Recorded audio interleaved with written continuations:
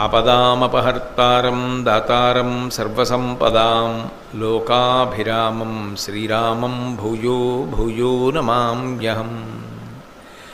జయతు జయతు దేవో దేవకీనందనోయం జయతు జయతు కృష్ణో వృష్ణివంశప్రదీపః జయతు జయతు మేఘశ్యామలకోమలాంగో జయతు జయతు పృథ్వీ భరనాశో ముకుందః. హరి ఓం. పరమేశ్వర స్వరూపైన సభకి నమస్కారం.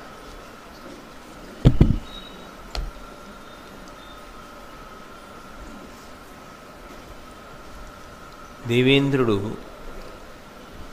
కర్ణుని యొక్క కవచకుండలములను అర్థించి తీసుకెళ్ళాలి అనేటటువంటి సంకల్పంతో బయలుదేరి వస్తున్నప్పుడు దానిని తెలుసుకున్నటువంటి సూర్యుడు ఆ వస్తున్నటువంటి ఇంద్రుడి కన్నా ముందుగానే బయలుదేరి కర్ణుడి దగ్గరికి వచ్చి ఆయనకి హితవాక్కులు పలుకుతున్నటువంటి సందర్భం దగ్గర మొన్న పూర్తి చేసి ఉన్నాను. సూర్యభగవానుడు చెప్పవలసినటువంటి మంచి మాటలన్నీ చెప్పిన తరువాత కర్ణుడు జవాబిస్తూ తన యొక్క ప్రతిజ్ఞలను గురించి చెప్పి,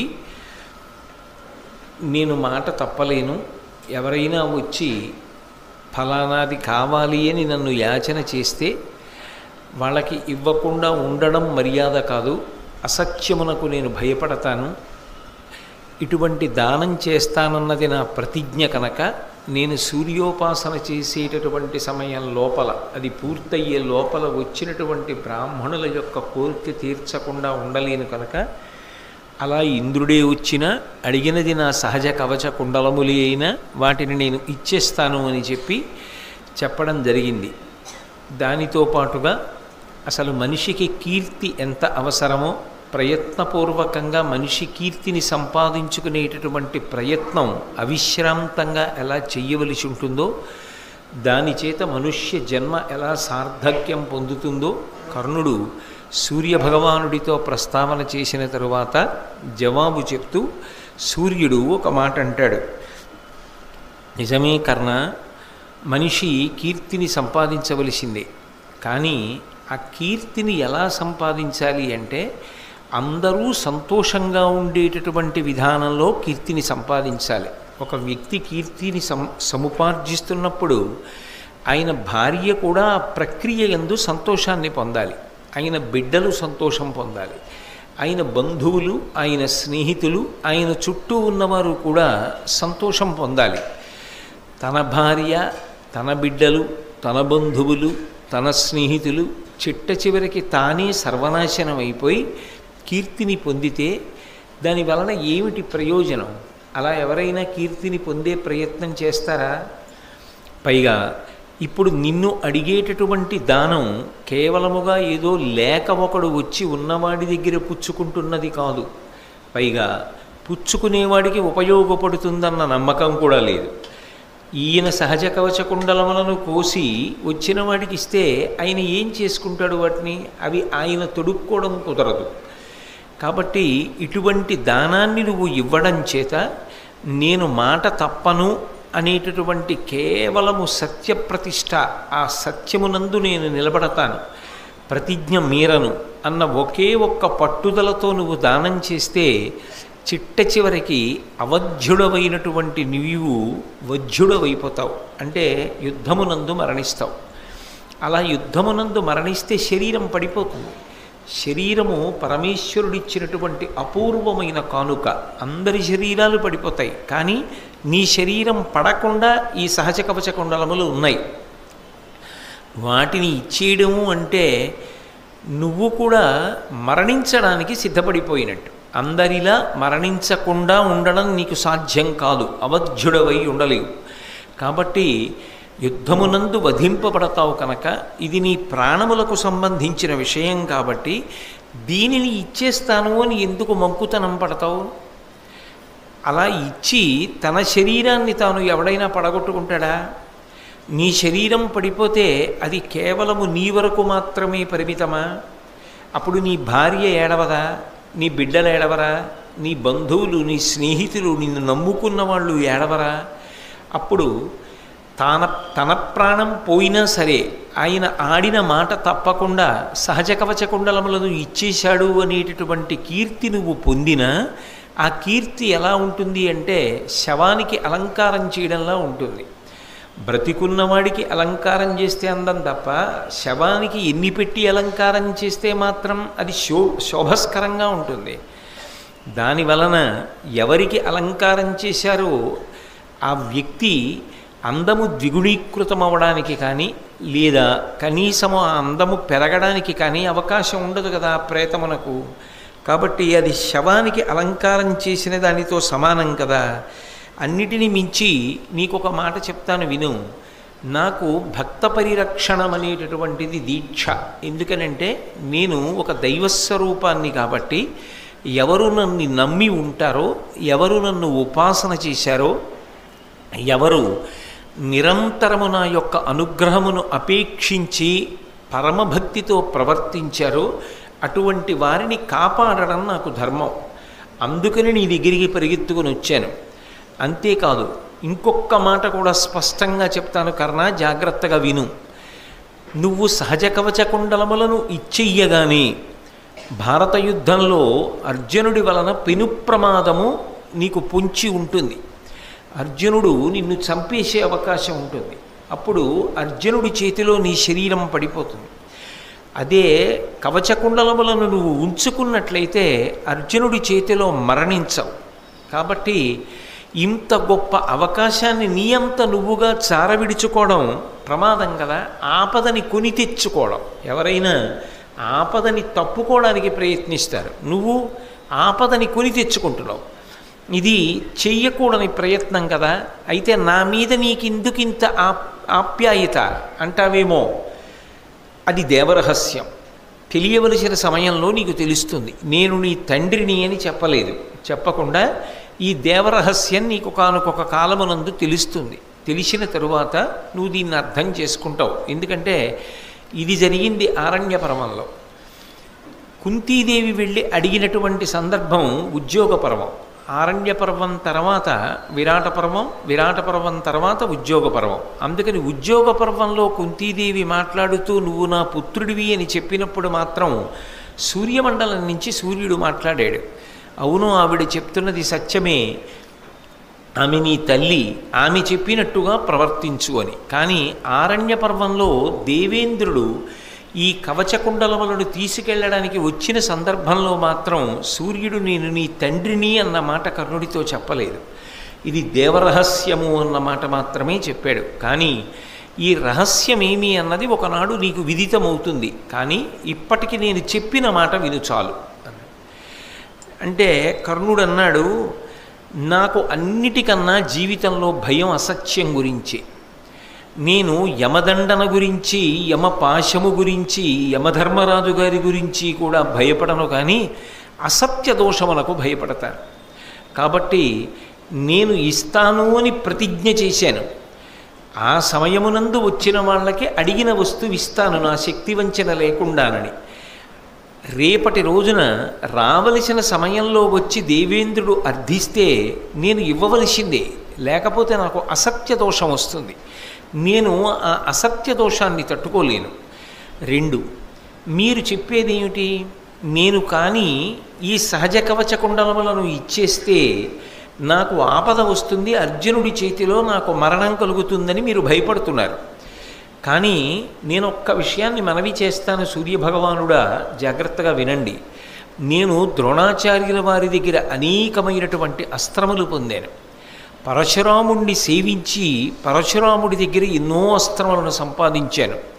అనేక దివ్యాస్త్రములు నా దగ్గర ఉన్నాయి. ఇన్ని దివ్యాస్త్రములు నా వద్ద ఉండగా అర్జునుడు నన్ను ఏదో చేస్తాడన్న భయం అక్కర్లేదు. నేను ఈ దివ్యాస్త్రములను ప్రయోగించడం ద్వారా అర్జునుడిని నిగ్రహించగలిగినటువంటి శక్తి నాకున్నది. కవచకుండలములు లేనంత మాత్రము చేత నాకు వచ్చేటటువంటి ఇబ్బంది లేదు. అసత్య దోషాన్ని పొంది కవచకుండలములను ఉంచుకున్నంత మాత్రం చేత నాకు కలిగేటటువంటి అధికమైన ప్రయోజనము లేనప్పుడు సత్యమునందు మాత్రమే నిలబడి నాకున్నటువంటి దివ్యమైన అస్త్రబలము చేత అర్జునుడిని భారత యుద్ధంలో నిగ్రహించడం నాకు కీర్తికారకం. అందుకని మీరు ఇంత ప్రేమతో వచ్చి నాకు చెప్పారు, కానీ నేను మీ మాట పెడచెవిని పెడుతున్నాను అని మీ మనసుని కష్టపెట్టుకోకుండా దయచేసి నేను చెప్పినటువంటి భావనని జాగ్రత్తగా అర్థం చేసుకునే ప్రయత్నం చెయ్యండి అని నమస్కరించాడు. అయితే కర్ణుడు మాట వినేటట్టు లేడు. కవచకుండలములను ఇచ్చేస్తాడు అని చెప్పి సూర్యుడికి అర్థమైంది. ఆయన ఇంకొక్క మాట చెప్తాను, పోనీ ఆ పని చెయ్యి, కవచకుండలములను ఇవ్వకుండా ఉండను, ఇచ్చేస్తానంటున్నావు. ఇచ్చేసే ముందు ఇంద్రుడి దగ్గర శక్తి అని ఒక గొప్ప అస్త్రం ఉన్నది, ఆ అస్త్రాన్ని అడిగి తీసుకో. ఎందుకని అంటే వైరుల చంపి చంపి వెసవొచ్చు గరంబున కాజిలోన అద్దారుణ శక్తి వాసవుడు దానవతొల్లి సహస్ర సంఖ్యలం క్రూర సురారి సంఘముల కూల్చే మహాభుజ నీకు నిమ్మిన ఘోరపు సాధనంబు దొరకొన్న అవశ్యము గెల్తు వైరులన్. ఇంద్రుడి దగ్గర ఉన్నటువంటి ఆ శక్తి అనేటటువంటి మహాస్త్రం అద్భుతమైనటువంటి శక్తి కలది. దానికి ఒక లక్షణం ఉంది, దాన్ని ఎన్ని మాటలైనా ప్రయోగించవచ్చు. అది ఏదో ఒక మాట మాత్రమే ప్రయోగించాలనేటటువంటి నియమం లేదు దానికి. అది ఎన్ని మాటలు వేసినా వైరుల చంపి చంపి వెసవచ్చు గరంబున కాజిలోన. ఆజీ అంటే యుద్ధంలో ఎన్ని మాటలు ప్రయోగిస్తే అన్ని మాటలు ఎంతమందినైనా చంపి చంపి ఎవరెవరిని చంపమంటే వాళ్ళని చంపి వెనక్కి వస్తూ ఉంటుంది. అంత గొప్ప శక్తి అది. ఆ శక్తి అన్న అస్త్రంతో దేవేంద్రుడు ఇతపూర్వం ఎన్నో యుద్ధాల్లో అసంఖ్యాకమైనటువంటి రాక్షసుల్ని పరిమార్చాడు. కాబట్టి నువ్వు ఒక మాట అడుగు, నువ్వు అడిగినట్టుగా కవచకుండలాలు ఇస్తాను, కానీ నేను కవచకుండలాలు ఇవ్వడానికి పూర్వమే నువ్వు నాకు ఆ శక్తి అనబడేటటువంటి అస్త్రాన్ని నాకు ఇవ్వాలి. ఇస్తే అప్పుడు నేను నీకు సహజ కవచకుండలములను తీసి ఇచ్చేస్తాను అని చెప్పు అని చెప్పి ఆ అస్త్రాన్ని తీసుకో, అది నీకు వశమవుతుంది. ఇప్పుడు ఈ అస్త్రంతో నీకు ఎదురొచ్చినటువంటి వాడు ఎంతటి వాడైనా పడిపోవలసిందే. ఇక ఆ అస్త్రానికి ఎదురు లేదు, దాన్ని భంజించడం ఎవరికీ సాధ్యం కాదు. కాబట్టి భారత యుద్ధంలో శత్రువులను నువ్వు పడగొట్టగలుగుతావు. కాబట్టి నువ్వు ఆ శక్తి అన్న అస్త్రాన్ని తీసుకో. అది అంటారా? తీసుకుంటారు. ఇందులో మీరు ఒక్క విషయాన్ని గమనించండి.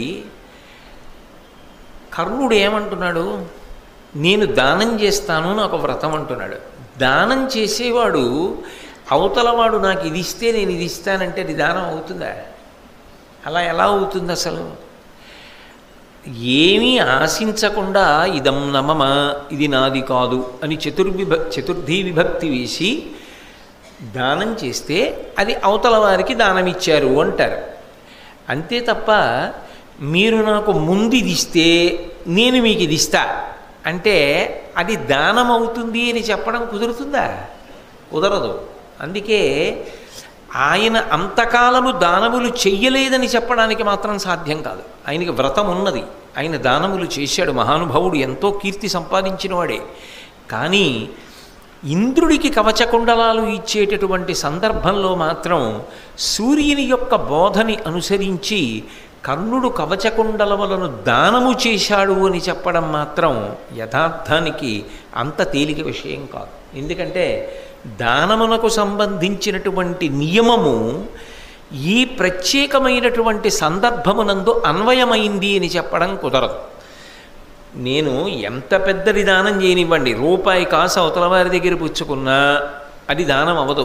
ఎందుకంటే ప్రతిఫలం పుచ్చేసుకున్నాను కాబట్టి ఈ వస్తువుని వేరొక ప్రతిఫలానికి ఇవ్వడం అవుతుంది తప్ప ఏమీ ఆశించకుండా ఇతరులకు ఇచ్చినదే దానం అవుతుంది. అందుకే అది దానం అవుతుంది అన్న విషయంలో స్పష్టత లోపించడం జరిగింది. మంత్రోపాసన చేశాడు, వచ్చి సూర్యనారాయణుడికి నమస్కారం చేస్తున్నాడు. అనేక మంది బ్రాహ్మణులు వచ్చారు. అందులో ఇంద్రుడు కూడా బ్రాహ్మణ వేషంలోనే వచ్చాడు. భిక్షాందేహి అన్నాడు. వచ్చిన వాళ్ళందరినీ పంపిస్తూ ఈయన దగ్గరికి వచ్చాడు. ఏం కావాలని అడిగాడు. నీకు సహజముగా ఉన్నటువంటి కవచకుండలములను నాకు ఇయ్యి, మాట తప్పకుండా ఈ వేళ లోపల వచ్చిన వాడికి అడిగినది ఇస్తానని నీకు వ్రతం, కాబట్టి నేను అడిగినది నాకు ఇయ్యి అన్నాడు. అంటే ఆయన కొంతసేపు వాదించాడు. ఏం చేసుకుంటావు, నేను నా కవచకుండలాలు కోసి ఇచ్చేస్తే? అవి నాకు శరీరములో అంతర్భాగం, నేను పుట్టినప్పుడు ఉన్నాయి. నేను ఒకవేళ నా శరీరాన్ని కోసి ఉత్తరించి కవచకుండలములను తీసేసి నీకు ఇచ్చేసినా అవి నువ్వు వాడుకోవడానికి పనికిరావు కదా, ఇతరులకు ఇవ్వడానికి పనికిరావు కదా, నా శరీరము వికృతమైన రూపాన్ని పొందుతుంది కదా. మరి అటువంటప్పుడు ఆ కవచకుండలములే కావాలని ఎందుకు పట్టుబడతావు? నీకు అనేకమైన గోవులు ఇస్తాను, భూములు ఇస్తాను, సువర్ణం ఇస్తాను, రజితం ఇస్తాను, వెండి బంగారం ఇస్తాను, నీకు ఇంకేమైనా కావాలా అడుగు. అంతే తప్ప ఆ సహజ కవచకుండలములు మాత్రమే ఇమ్మని మంకు పట్టు కూర్చుంటావేమిటి? దాని వలన ప్రయోజనం ఒకటి ఉండాలి కదా. తీసుకుంటే నీకు ప్రయోజనము లేదు, నాకు అప్రయోజనము, కాబట్టి ఎందుకు అడుగుతావు? ఇంకోటి ఏమైనా అడుగు అన్నాడు. నిజానికి దానం అడిగినది ఇచ్చేస్తాను అన్నప్పుడు ఈ చర్చకి కూడా అవకాశం ఉండదు. ఎందుకంటే మరి ఘోరమైన వ్రతాలు పట్టినప్పుడు ఫలితాలు కానీ ఆచరణ కానీ అంత క్లిష్టంగానూ ఉంటాయి.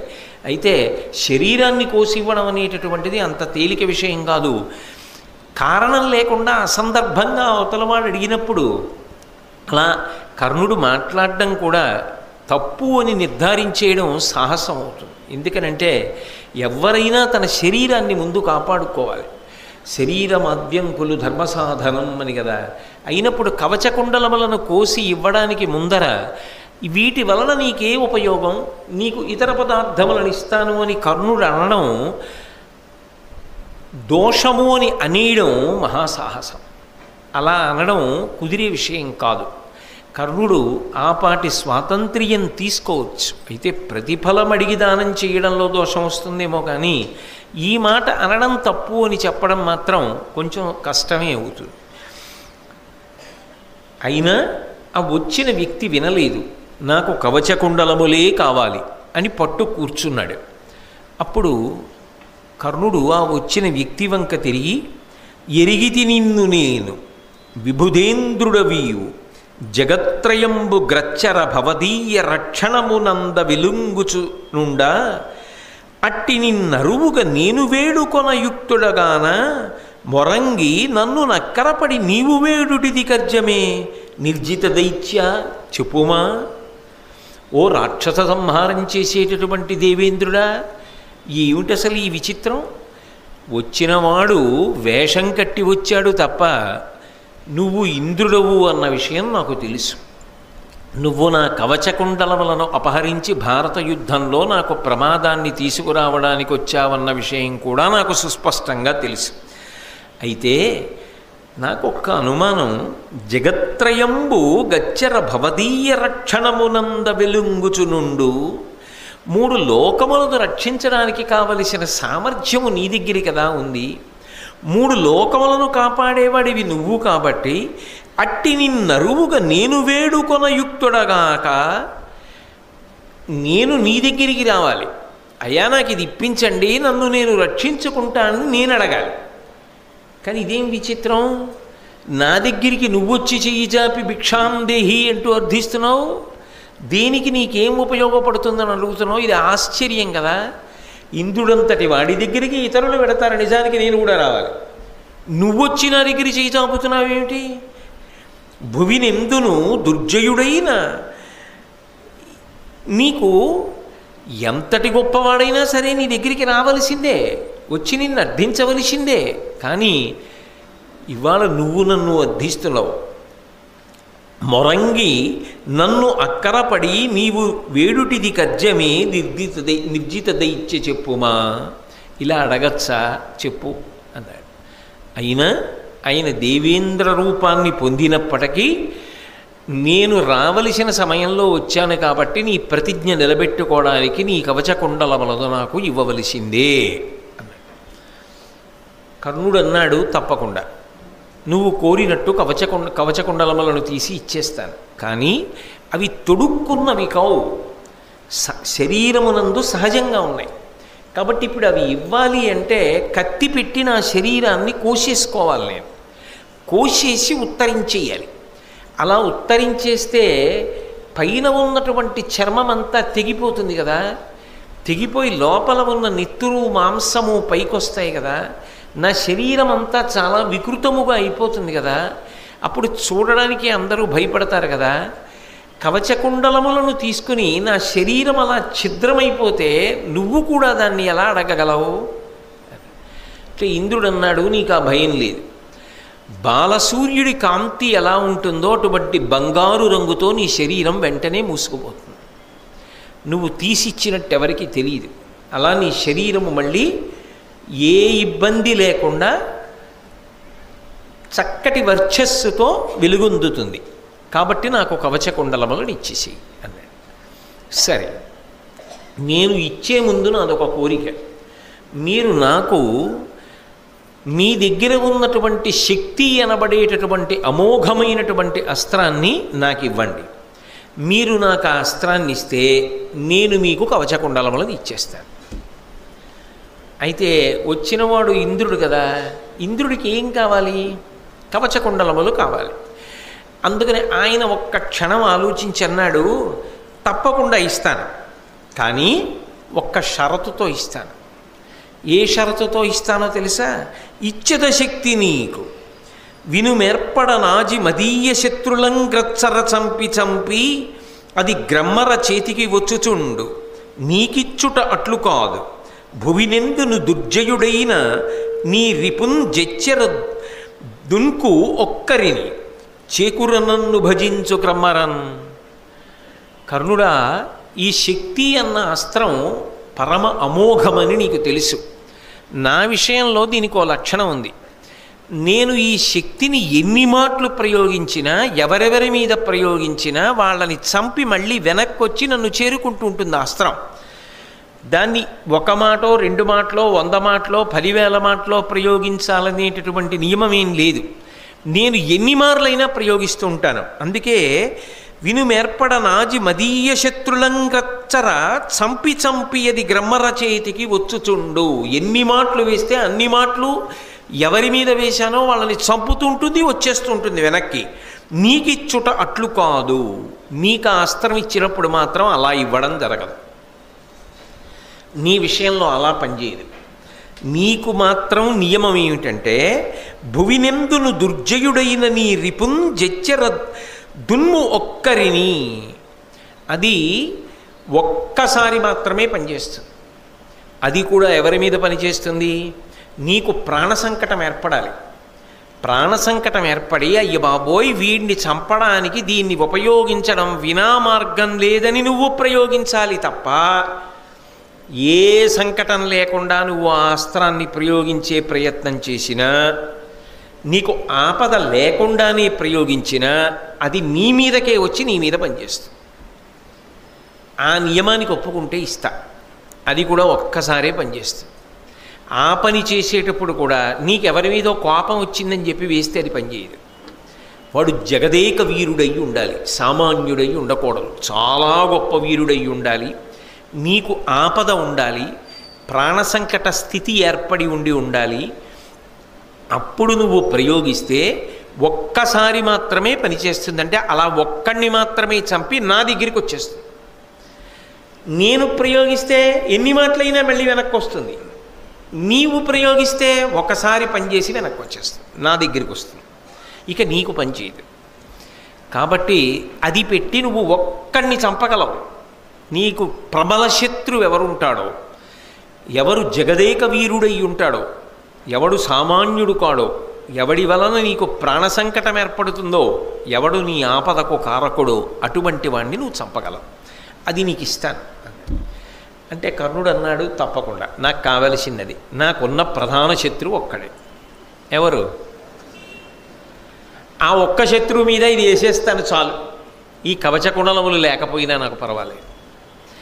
ఈ కవచకుండలములు ఉంటే మాత్రం అర్జునుడి చేతిలో ఓడిపోలా. ఇప్పుడు ఈ అస్త్రం ఉంటే అర్జునుడిని పడగొట్టేస్తాను. కాబట్టి నాకు ఆ అస్త్రాన్ని ఇయ్యి, నేను నా ప్రబల వైరి ఎవరున్నారో అతని మీద వేస్తాను. పేరు చెప్పలేదు. చెప్పకపోయినా మీరే చెప్పేశారు, నేనే చెప్పేశాను. ఇంద్రుడు చెప్పాడు.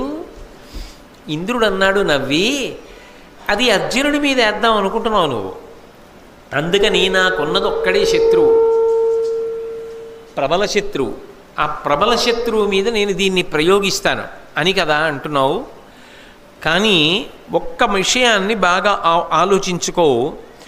నీ అభిలాష మేనుమది నిక్కమెరుంగుదు, ఉగ్రశౌర్య తేజోయుతు పార్థునోర్తునని చూచెదు.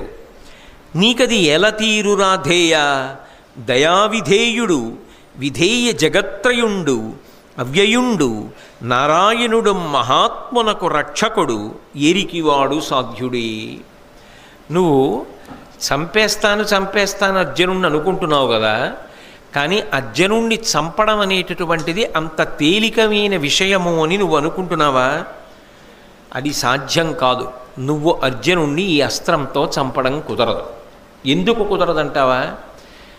నువ్వు ఒక్కడిని చంపగలిగిన గొప్ప అస్త్రాన్ని నీ దగ్గర పెట్టుకున్నా అది అర్జునుడి మీద వేద్దామని నువ్వు అనుకుంటే ఆ అర్జునుడిని రక్షించేటటువంటి వాడు దయావిధేయుడు విధేయ జగత్రయుడు అవ్యయుడు, అన్ని లోకములను తన శాసనమునందు ఉంచుకోగలిగినటువంటి వాడు, భక్తుల పాలిట కల్పవృక్షం లాంటివాడు, సాక్షాత్ శ్రీమన్నారాయణుడు శ్రీకృష్ణ పరమాత్మయ్యి అర్జునుణ్ణి కాపు కాస్తున్నాడు. ఆయన కాపాడుతుండగా నీ దగ్గర ఈ అస్త్రం ఉంటే మాత్రం నువ్వు వేస్తే అర్జునుణ్ణి చంపడానికి పనికొస్తుందని ఎలా అనుకుంటున్నావు? అందుకే మర్చిపోయాడు. ఏ ఒక్కరోజు శక్తిని కర్ణుడి మీద ప్రయోగిద్దామన్న విషయం జ్ఞాపకమే రాలేదు. ప్రతిరోజు రాత్రి చెప్తుండేవారు. చెప్పాడుగా పూర్వం శ్రీకృష్ణ పరమాత్మ యొక్క వృత్తాంతం చదివి ఉన్నప్పుడు మీరు విన్నారు. అందులో ధృతరాష్ట్రుడు అడిగినప్పుడు సంజయుడు చెప్పాడు, మేమందరం రాత్రి చెప్పేవాళ్ళం, మేము అనుకునేవాళ్ళం, పొద్దున్న కూడా గుర్తు చేద్దాం అనుకునేవాళ్ళం. తీరా అందరం యుద్ధానికి వెళ్ళిన తర్వాత మేము మర్చిపోయేవాళ్ళం, కర్ణుడు మర్చిపోయేవాడు. దానివల్ల అర్జునుడి మీద దాన్ని ప్రయోగించనే లేదు. 10 రోజులు భీష్మాచార్యుల వారు సర్వసైన్యాధిపత్యంలో ఉన్నంత కాలం అసలు కర్ణుడు యుద్ధానికే రాలేదు. తర్వాత ద్రోణాచార్యుల వారు ఆ సర్వసైన్యాధిపత్యంలో ఉండగా కర్ణుడు యుద్ధం చేసినా దాన్ని అర్జునుడి మీద కానీ లేదా ఆయనకి అర్జునుడితో తుల్యుడైన వాడెవరు? కృష్ణ పరమాత్మ. ఆయన మీద కానీ ఈ అస్త్రాన్ని ప్రయోగించలేదు, మరిచిపోయాడు. మరిచిపోవడానికి కారణం ఒక్కటే, అలా ప్రయోగిస్తే ప్రయోజనం ఎవరికి? దుర్యోధనుడికి. అధర్మం నిలబడుతుంది, అది జరగకూడదు. అందుకే మరిచిపోయాడు. మరిచిపోయి దాన్ని ప్రయోగించలేదు. కాబట్టి నీవు అర్జునుణ్ణి నిర్జించలేవు. నువ్వు అనుకుంటున్నావు అర్జునుణ్ణి చంపుతానని. శ్రీమన్నారాయణుడు కాపు కాచి ఉండగా ఎన్ని అస్త్రాలు ఉంటే మాత్రం ఏం చేస్తావు కర్ణ అని ఒక్క నవ్వు నవ్వాడు. ఈ ఒక్క పద్యం మనకి బాగా వంటపడితే ఆయన అనుగ్రహం ఒక్కటి మన ఎందుండగా రాశి ఫలములు ఎలా ఉన్నా మీరు బెగ్గపెట్టుకోక్కర్లేదు కదా. అన్ని లోకములకు ఆయన అధిపతి, అందరూ ఆయనకి దాసానదాసులు. సమస్త లోకములను నియంత్రించగలిగిన కృష్ణ పరమాత్మ పొదివి పట్టి ఉండగా అర్జునుణ్ణి ఎవరు ఏం చెనకేరు? పరమేశ్వరుడి యొక్క పాదములు నమ్మి ఉండగా, ఆయన ఎందు భక్తితో ఉండగా ఏ రాశి ఫలాలు మాత్రం ఏం చెయ్యగలవు? పాము గరవ్వలసింది చీమ గరిచి విడిచిపెడుతుంది. కాబట్టి భగవద్భక్తి అనేటటువంటిది ఎంత గొప్పదో, భగవంతుని చేత రక్షింపబడుతున్న వాడి విషయంలో ఎవ్వరూ ఏమీ ఎందుకు చెయ్యలేరో ఇంద్రుడు ఆ రోజునే స్పష్టంగా కర్ణుడితో చెప్పడం జరిగింది. తదనంతరం ఆ కవచకుండలములను తీసి ఇచ్చేయడం కోసమని ఒక కత్తి తీసి తన శరీరాన్నంతటినీ కోసి ఆ కవచకుండలములను ఉత్తరించి ఇంద్రుడికి దానం చేశాడు. ఇంద్రుడిచ్చిన వరం ప్రకారంగా బాలభాను తేజంతో శరీరం అంతా మళ్ళీ చక్కటి కాంతితో కప్పబడిపోయింది. అయితే అది ప్రతిఫలం పుచ్చుకొని దానం చేశాడనండి, దాని వలన ఫలితాన్ని పొందడానికి ప్రయత్నం చేశాడనండి, తన ప్రధాన శత్రువైన అర్జునుడి మీద ప్రయోగించడానికి కావలసిన అస్త్రాన్ని ఇంద్రుడి దగ్గర పొందిన తరువాత దానం చేశాడనండి. కర్ణుడిలా అలా దానం చెయ్యగలిగినటువంటి వాళ్ళు మాత్రం లోకంలో ఉండదు. ఒడ్డున కూర్చుని ఎన్నైనా విమర్శలు చెయ్యొచ్చు, ఒడ్డున కూర్చుని ఎన్ని మాటలైనా చెప్పచ్చు, కానీ అలాంటి పని చెయ్యడం మాత్రం అంత తేలిక విషయం ఎవరికీ కాదు. అందుకే కర్ణుడు ఇటువంటి దానాన్ని చేసినప్పుడు ఆశ్చర్యం ఏమిటంటే సాధారణంగా లోకంలో జరగని అద్భుతం జరిగింది. యక్ష, కిన్నెర, సిద్ధ, సాధ్య దేవతలందరూ కూడా పైన దేవదుందుభులు మోగిస్తూ పుష్పవృష్టి కురిపించారు కర్ణుడి మీద. ఆ సంఘటన ఒక్కటి చాలు. కర్ణుడు ఎంత అద్భుతమైనటువంటి కృత్యాన్ని చేశాడు, ఎంత అసాధారణమైన దానం చేశాడు అన్న విషయం అర్థమవుతుంది. అయితే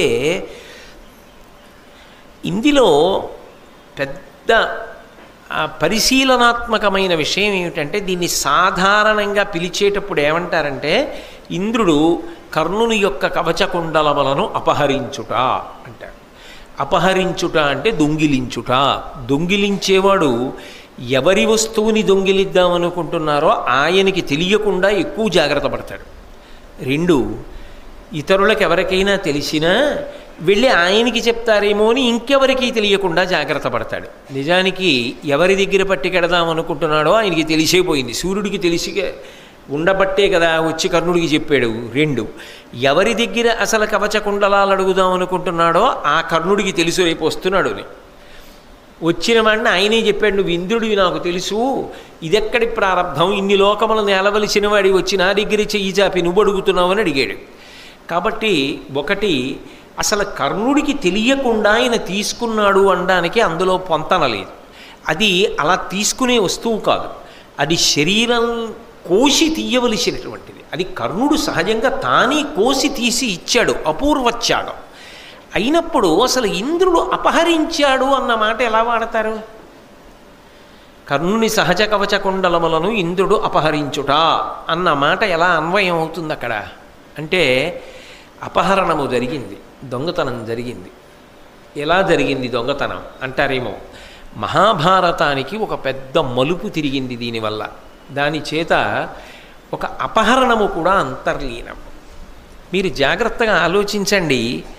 మొట్టమొదట సూర్యభగవానుడు వచ్చినప్పుడు కర్ణుడితో ఏమని చెప్పాడు? ఎందుకు ఇవ్వద్దన్నాడు కవచకుండలాలు? అమృతమయంబు సువ్యసుగుణాకర ఈ మహనీయ వస్తుయుగ్మము ఇవి యుండునేని త్రిజగంబులయందు అశేష శత్రులోకమునకు నీవు వజ్జుడవు కావు.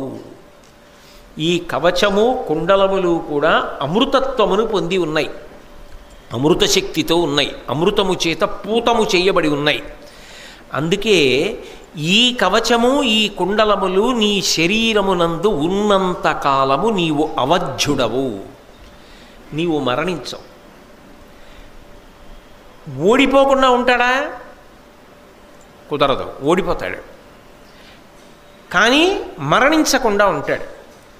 అయితే ఏమండి, మరణించకుండా ఉన్నవాడు అవతలవాడిని పడగొట్టడం తేలిక కదా, చంపగలడు కదా మరి అంటారా? మరి కౌరవుల వైపు అశ్వత్థామ చిరంజీవి లేడా? ఏం చేశాడు? కృపాచార్యుడు చిరంజీవి లేడా? ఏం చేశాడు? కృతవర్మ బతికి లేడా? ఏం చేశాడు? అంటే అవధ్యుడు, చంపడానికి వీలు లేదు అన్నవాడు కొత్తగా కర్ణుడు ఆ జాబితాలోకి వెళ్ళక్కర్లా, అప్పటికే ఓ జాబితా ఉంది. అందులో ఎవరేం చేశారు? పాండవులు విజయం పొందకుండా ఏమీ చేయలేకపోయారు. కాబట్టి కొత్తగా కర్ణుడు అవధ్యుడైతే పాండవులకు ఏమవుతుంది? అర్జునుడి చేతిలో ఓడిపోకుండా ఉంటాడని ఏమైనా నమ్మకం ఉందా? ఏం నమ్మకం లేదు. ఆ మాటకు వస్తే అభిమన్యుడి చేతిలో కూడా ఓడిపోయాడు. కాబట్టి అర్జునుడి చేతిలో కూడా ఓడిపోతాడు. ఇంతకుముందు ఎన్ని మాటలు ఓడిపోలేదు. కానీ మీరు ఒక్కటి ఆలోచించండి, ఇత పూర్వం ఓడిపోవడం వేరు, ఇప్పుడు ఓడిపోవడం వేరు. ఇప్పుడు అర్జునుడు కర్ణుణ్ణి దారుణంగా ఓడించి ఇక ఎప్పుడూ యుద్ధభూమికి తిరిగి రావలసినటువంటి అవకాశం లేని రీతిలో తరిమి కొట్టి దుర్యోధనాదులందరినీ చంపేశారనుకోండి. చంపేశారుగా. కర్ణుడు సర్వసైన్యాధిపతిగా ఉండగానే దుశ్శాసనుడిని చంపారు. ద్రోణుడో భీష్ముడో ఉన్నప్పుడు చంపలేదు. దురదృష్టం ఏమిటంటే కర్ణుడి యొక్క సర్వసైన్యాధిపత్యంలో చచ్చిపోయాడు దుశ్శాసనుడు. అయినప్పుడు కర్ణుడు బతికుండగా దుర్యోధనుడు చచ్చిపోయాడు, కర్ణుడు బతికుండగా దుశ్శాసనుడు చచ్చిపోయాడు, కర్ణుడు బతికుండగా శల్య ఇతర వీరులు అందరూ కూడా మరణించారు. కౌరవపక్షం ఓడిపోయింది. తనని నమ్ముకున్న రారాజు వీరస్వర్గాన్ని అలంకరించాడు. కర్ణుడు బతికిపోయాడు. ఎందుకంటే అవధ్యుడు, చావడం, బతికున్నాడు. ఒక్క కర్ణుడు ఎంత ప్రయత్నించినా అర్జునుడిని చంపలేడు. అప్పుడు కర్ణుడు బతికి చనిపోయినట్ట. కర్ణుడు భారతంలో చనిపోతే చచ్చిపోయి బతికేసినట్ట. ఏది తేలిక? దుర్యోధనుడు చావకముందే కర్ణుడు చచ్చిపోయాడు అనుకోండి. తాను ఏ ప్రతిజ్ఞ కోసం కుంతీదేవి రమ్మన్నా వెళ్ళలేదో, ఏ ప్రతిజ్ఞ కోసం కృష్ణుడు రమ్మన్నా వెళ్ళలేదో, ఏ ప్రతిజ్ఞ కోసం భీష్ముడు చెప్పినా వెళ్ళలేదో, ఏ ప్రతిజ్ఞ కోసమని జీవితంలో అన్నీ త్యాగం చేసేశాడో ఆ త్యాగం పరిపూర్ణమైపోయి కర్ణుడి జీవితం పండిపోతుంది అక్కడికలా.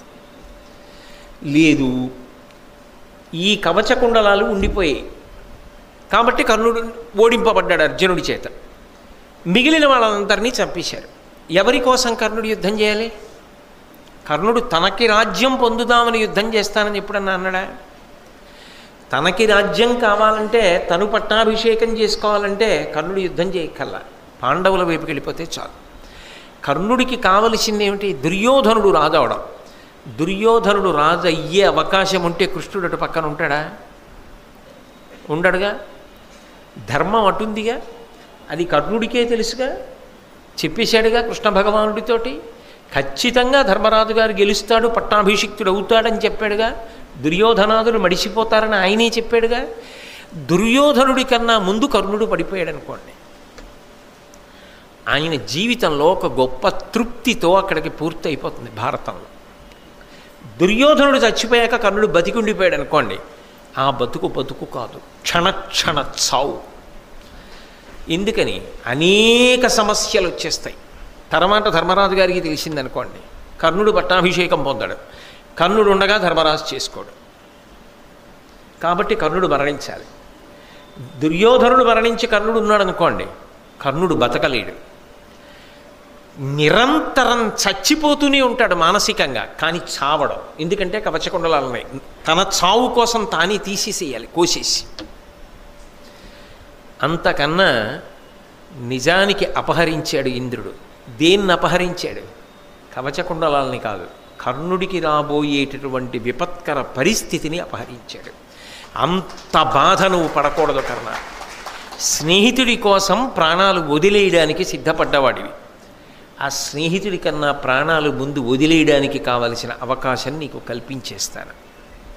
మరి సూర్యుడు ఎందుకు రావాలి? కర్ణుడి యొక్క గొప్పతనం ఏమిటో లోకానికి తిరిగి చెప్పడానికి. కాబట్టి ఇప్పుడు ఆలోచించండి, నిజానికి ఇంద్రుడు అపహరించినవి కవచకుండలాలు కావు. ఇంద్రుడు అపహరించింది కర్ణుడు కూడా ఊహించని రీతిలో అలా సౌఖ్యంగా ఇన్ని బాధలు పడకుండా మరణించడానికి అవకాశం ఇచ్చేశాడు. అయితే శక్తినిచ్చాడు. మరి ఈ శక్తి ఒక్కమారు పనిచేస్తుందని వరం ఇచ్చాడు కదా, అది అర్జునుడి మీద వెయ్యగలిగాడా కర్ణుడు? అది ఇంద్రుడు ఎప్పుడో చెప్పాడు. శ్రీమన్నారాయణుడు ఆదుకుని ఉండగా నువ్వు వెయ్యలేవు, నీకు సాధ్యం కాదు. మరి ఎవరి మీద వేశాడు? ఉపయోగించాలి కదా. అసలు ఉపయోగించలేదనుకోండి, మళ్ళీ భారతంలో ఒక పెద్ద ప్రశ్న అవుతుంది. అసలు కర్ణుడి శక్తి ప్రయోగించాల. అసలు కర్ణుడి శక్తిని ప్రయోగించుంటుంటే భారతం ఎలా ఉండేది? అందుకని కేవలం కృష్ణుడు గెలిపించాడంతే. అన్యాయం కదా అంటారా? అనరా? అందుకే యుద్ధంలో ఒక విపత్కర పరిస్థితి ఏర్పడింది. ద్రోణాచార్యుల వారు సర్వసైన్యాధిపత్యంలో ఉండగా ఒక రాత్రి యుద్ధం జరిగింది. ఆ రాత్రి యుద్ధంలో ఇవన్నీ దేవతల యొక్క వ్యూహమే కాబట్టి ఇంద్రుడు ఎందుకు చేశాడో కృష్ణుడికి తెలియకుండా ఉంటుందా? అందుకే యుద్ధం జరుగుతుండగా కృష్ణ పరమాత్మ అకస్మాత్తుగా ఘటోత్కచుడిని పిలిచి, నువ్వు విజృంభించు రాత్రి యుద్ధం కాబట్టి అన్నాడు. ఆ ఘటోత్కచుడు విజృంభించాడు ఆ రోజున.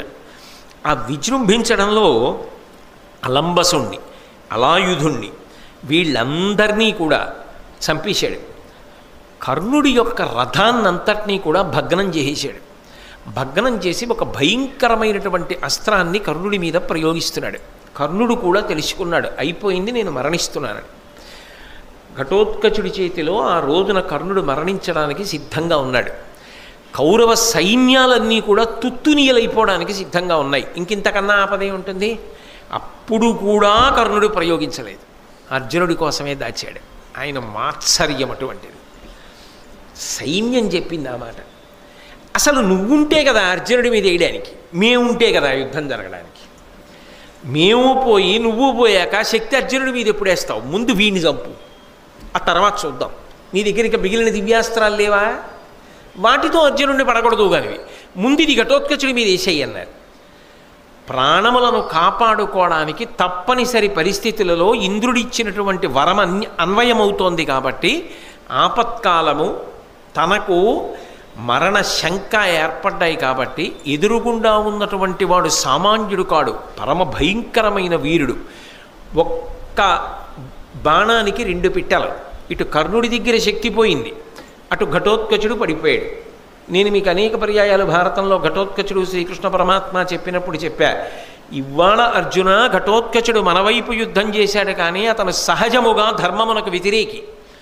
కాబట్టి ఇవాళ కాకపోతే రేపైనా ధర్మ వ్యతిరేకమైన పనులు చేస్తాడు. అప్పుడు ధర్మ సంస్థాపనార్థం వచ్చిన వాడిని కాబట్టి నేను ఘటోత్కచుడిని చంపాలి. ఆ పరిస్థితి రాకుండా ఈ శక్తి ఆయుధాన్ని ఘటోత్కచుడి మీద ఆ కర్ణుడితో వేయించేసి ఇటు నిన్ను కాపాడుకున్నాను. శక్తి కర్ణుడి దగ్గర జారిపోయింది, ఘటోత్కచుడు పడిపోయాడు. అందుకు నృత్యం చేశారు రథం మీదని చెప్పాడు కృష్ణుడు. ఇది దేవతా వ్యూహము అన్న విషయం స్పష్టంగా అర్థమవుతోందా, అర్థం అవ్వట్లేదా? అర్థమైనప్పుడు ఒక రకంగా చెప్పాలి అంటే, కర్ణుడి దగ్గర కవచకుండలాలు తీసేసుకోవడం వల్ల కర్ణుడికి ఒరిగిపోయినటువంటి బాధ నిజానికి ఏమీ లేదు. కవచకుండలాలు ఉన్నప్పుడు ఆయన అర్జునుణ్ణి ఓడించాడండి, కవచకుండలాలు లేక చచ్చిపోయాడండి అన్నాడు అనుకోండి. అరే రే, ఇంద్రుడు ఎంత పని చేశాడు రా అనాలి. కవచకుండలాలు తీసేసుకుంటే అర్జునుడు కొత్తగా గెలిచాడా? ఉంటే ఓడిపోయాడా? ఉన్నా గెలిచాడుగా. కానీ మీరు కర్ణుడి వైపు నుంచి ఆలోచించండి. ఇందాక చెప్పానే, భారత యుద్ధంలో కర్ణుడు మిగిలిపోయి మిగిలిన వాళ్ళందరూ చచ్చిపోయారు అనుకోండి, అప్పుడు పెద్ద బరువు అయిపోతాడు. అందరికీ బరువే. కుంతి మాత్రం తట్టుకోగలదా? కృష్ణుడు తట్టుకోగలడా? పాండవులు తట్టుకోగలరా? తానెవరో తెలిసిపోతుంది కదా. ఏం చేస్తాడు? ఒక్కడు ఉండి తనని నమ్ముకుని ఇంతకాలం పెంచి పెద్ద చేసి ఇంత స్థానం ఇచ్చాడని వాపోయాడు కదా దుర్యోధనుడు. తొడలు విరిగి పడిపోయి, కర్ణ నిన్ను నమ్ముకుని వచ్చాను యుద్ధానికి, నువ్వు బ్రతికున్నావు, నేను వెళ్ళిపోతున్నాను కర్ణ అని ఒక్క మాట అన్నాడు అనుకోండి, వెంటనే చచ్చిపోవాలని కర్ణుడికి కూడా అనిపిస్తుందా, అనిపించదా? కానీ ఆ కవచకుండలములు ఉన్న కారణం చేత మరణించాడు. అప్పుడు ఆయన బ్రతికున్న ఆయనకి ఎంత బాధ. అందుకే వెళ్ళిపోవడంలోనే ఆయనకి హాయి ఉంది, సుఖం ఉంది. అందుకే వెళ్ళిపోవడానికి మార్గాన్ని సుగమం చేశాడు ఇంద్రుడు. ఏ అంశలో వచ్చిన వాళ్ళు ఆ అంశలో ప్రయోజనం అయిపోయిన తర్వాత వెళ్ళిపోవాలి. ఇంత మంచివాడు, ఆయన ఎందు చాలా సుగుణములు ఉన్నాయి. ఉన్నప్పుడు ఆయన అంత బాధపడవలసిన అవసరాన్ని కల్పించకూడదు. నిజంగా చెప్పాలంటే కర్ణుడు పరమనీచుడు సహజంగా కూడా అనుకోండి. కవచకుండలాలు తీసుకోకుండా ఉంటే చాలు. కవచకుండలాలు తీసుకోలేదనుకోండి, కర్ణుడి బాధ నేను ఈ మాటలు చెప్పక్కర్లేదు, మీరు ఊహించండి. కర్ణుడి మీద నిజంగా అభిమానం, కర్ణుడికి ఉన్నటువంటి మంచితనాన్ని ఆలోచించినప్పుడు మీరైనా నేనైనా ఏమంటాం? దుర్యోధనుడు వెళ్ళిపోకముందు కర్ణుడు వెళ్ళిపోతేనే ఆయన ఒక తృప్తితో వెళ్ళిపోతాడండి అంటాం. నేను చెయ్యగలిగినంత చేసి మిత్రమా వెళ్ళిపోతున్నానంటాడు. దుర్యోధనుడు వెళ్ళిపోయాక వెళ్ళవలసి వస్తే, దుర్యోధనుడు వెళ్ళిపోయాక కవచకుండలాలు తీసుకుంటే ఏమిటి ఉపయోగం?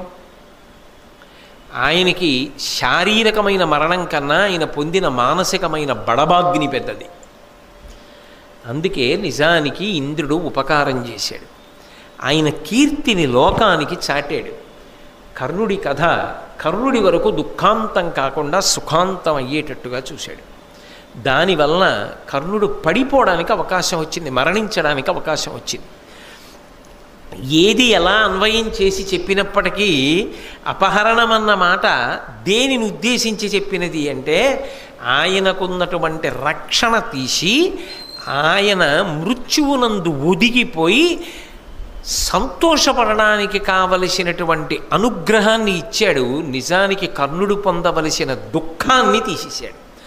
ఆపదామపహర్తారం దాతారం సర్వసంపదాం లోకాభిరామం శ్రీరామం భూయో భూయో నమామ్యహం అంటామే, అలా పనిచేశాడు ఇంద్రుడు కూడా ఇక్కడ.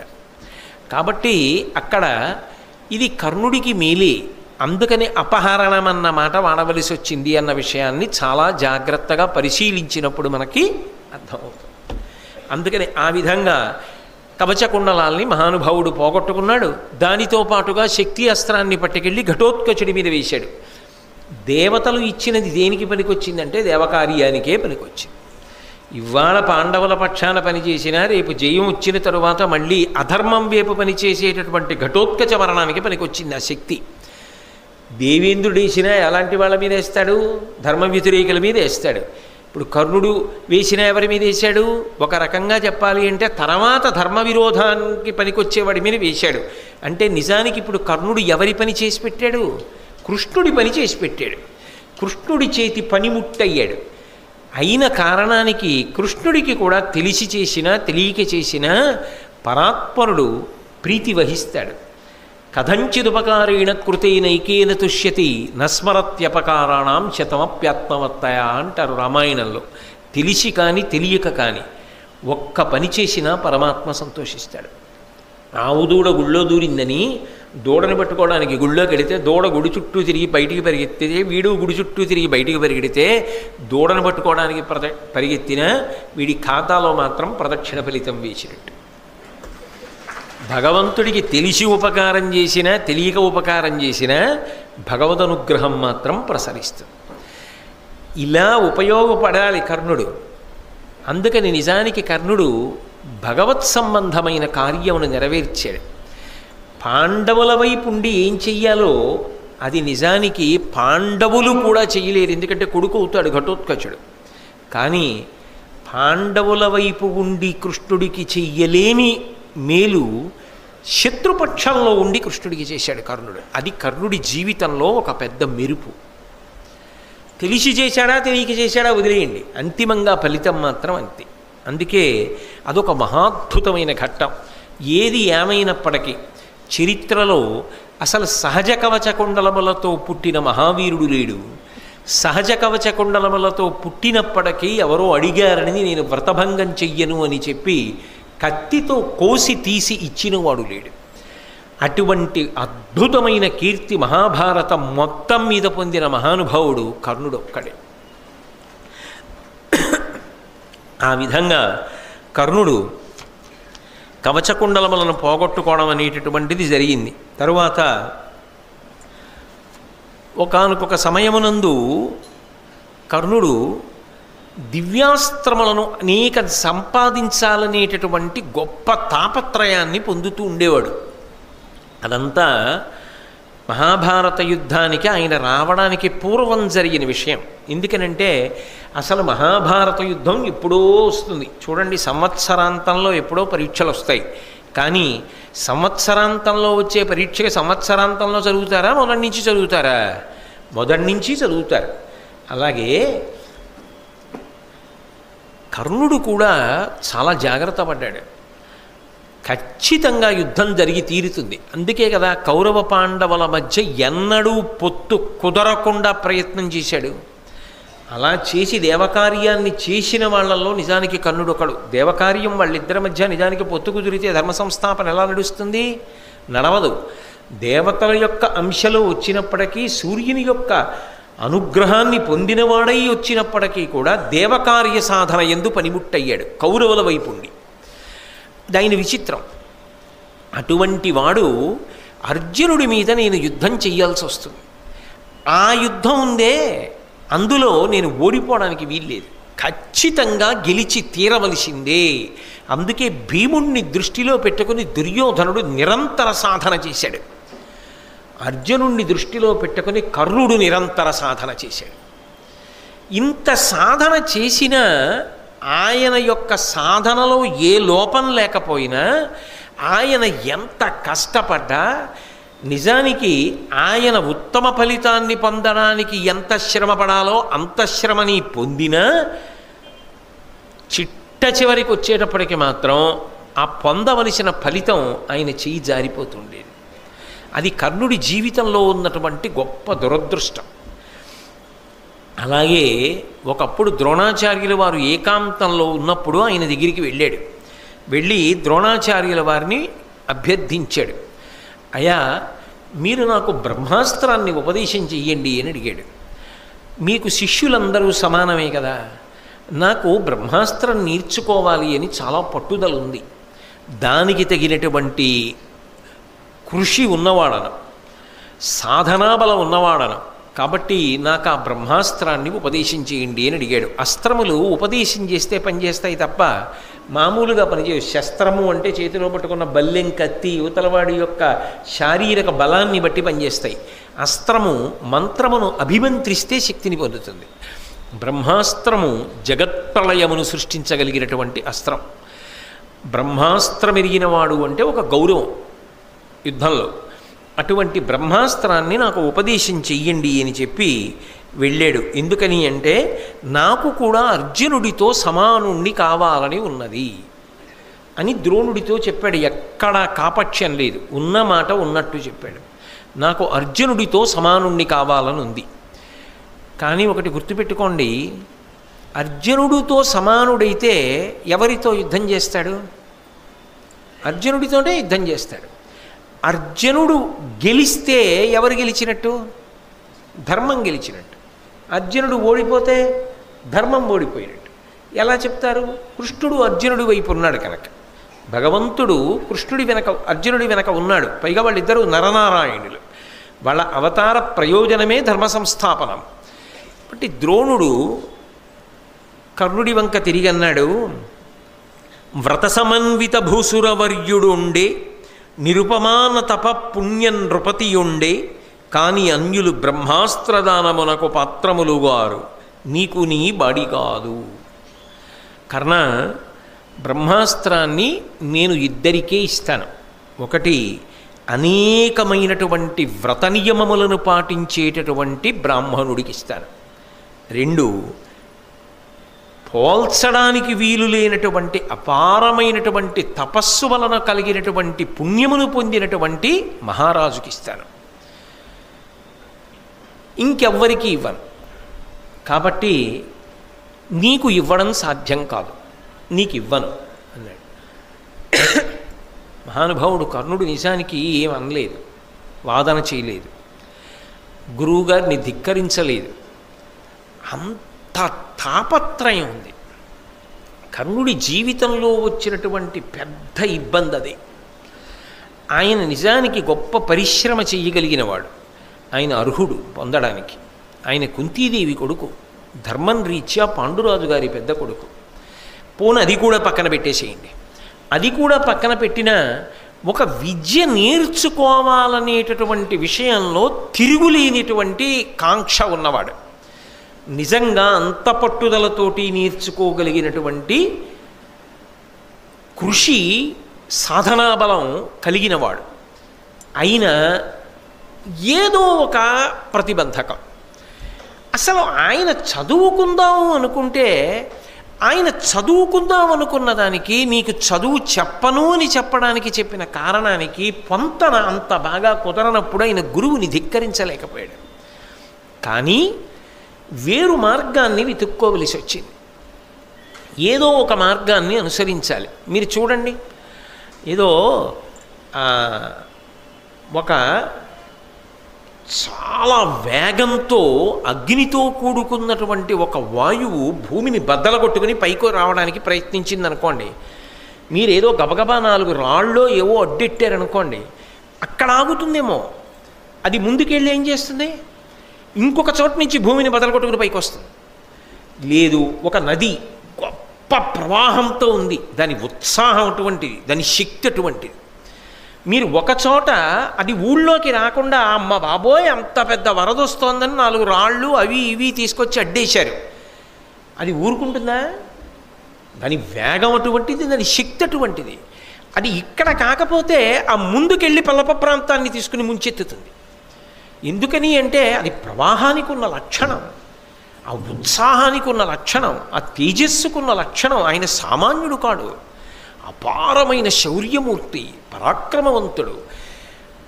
నిజానికి ఇటువంటి వాడు సక్రమమైన అవకాశం పొందలేకపోయాడు అంటే ప్రధానమైనటువంటి దోషం ఎక్కడి నుంచి వచ్చింది అంటే కన్యాగర్భము అన్న పేరు పెట్టి తల్లి చెప్పలేదు, తండ్రి చెప్పలేదు. దాని వలన పాపం ఆయన నేర్చుకోవడానికి అవకాశం లేకుండా పోయింది. పైగా ఆయన తాపత్రయాన్ని గమనించిన వాడు లేడు. ఏదో కారణం చెప్పి ఆయనకి పాఠం చెప్పలేదు, ఆయనకి బ్రహ్మాస్త్రం ఇవ్వలేదు. కానీ నేర్చుకుందామన్న తాపత్రయం పోలేదు. నేను ఇందాక చెప్పానే, నది ఎక్కడో అక్కడ పల్లప ప్రాంతం వైపుకి వెళ్ళవలసింది, ఇక్కడ ఆపితే ఇంకో చోట ఎడుతుంది. అది అంత ప్రవాహాన్ని మీరు ఎలా ఆపగలరు? ఆయనకున్న ఉత్సాహం, ఆయన శక్తి అటువంటివి. అందుకే ఆలోచన చేశాడు, ఇంకెవరు ఇవ్వగలరు బ్రహ్మాస్త్రం అని ఆలోచించాడు. ఆ రోజులలో మహేంద్రగిరిలో పరశురాముడు ఉన్నాడు. పరశురాముడి దగ్గర నేను ఈ బ్రహ్మాస్త్రాన్ని ఉపదేశం పొందాలి, కానీ నేను పరశురాముడి దగ్గరికి వెళ్ళిన తరువాత పరశురాముడు కూడా ఇదే ప్రసక్తి తీసుకొస్తే ఎలా? అందుకే నిజంగా చెప్పాలి అంటే మీరు యథార్థంగా ఆలోచించండి. నేను ఉన్న మాట ఉన్నట్టుగా పరిశీలనం చెయ్యాలి అంటే ఆయన దాని ద్వారా ఒక పదవిని పొందడానికో తన స్వార్థంతో ఏదో ఒక ప్రయోజనాన్ని పొందడానికో తన కొరకు కాదు ప్రయోజనం, తాను నేర్చుకోవాలి. అది సహజముగా ఆయనలో ఉన్నటువంటి పెద్ద కాంక్ష. కానీ పరశురాముడు కూడా ఇదే ప్రశ్న వేస్తే నువ్వెవరు అని అడిగితే మళ్ళీ చదువుకోవడానికి అడ్డొస్తుంది. గురు శుశ్రూష చేసి అస్త్రబలం పొందలేను అని అబద్ధమాడాడు.